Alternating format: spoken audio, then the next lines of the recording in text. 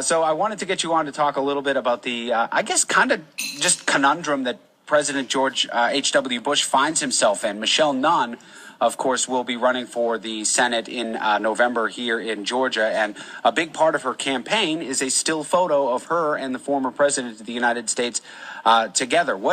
How disappointing and disheartening must this be for the Republicans? Clearly, George Bush wants a Republican to win the seat. Right, and he's had to go on the record multiple times to continue to say he is raising money for and supports the eventual Republican nominee that will be either Jack Kingston or David Perdue. I still think Jack Kingston.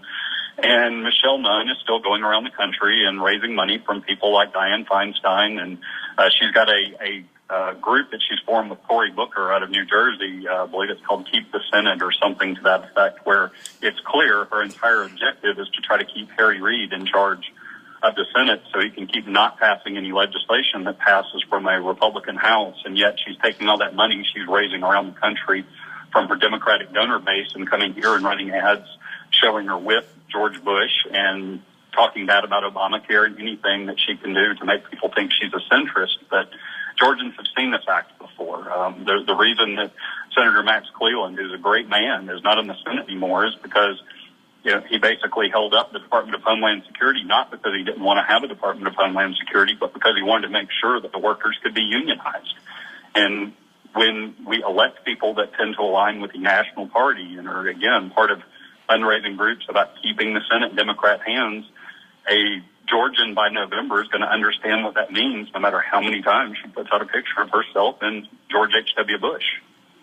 Talking with Charlie Harper, the editor of Peach Pundit, and I think you just touched on something there that is really a message that I hope that a lot of people hear, and that is really speaking to just how critical each Senate seat is and each representative in the House really is. These are all votes that add up to a majority on either side, and clearly, if you're on one side, you want to support your party, right?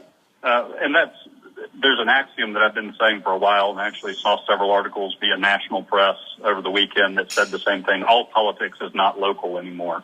We really are going to nationalize elections, and it's all about one team versus the other. That's why people frankly won't care about the IRS scandal, because Republicans believe they're inherently good and the other side's evil. Democrats believe they're inherently good and the other side's evil.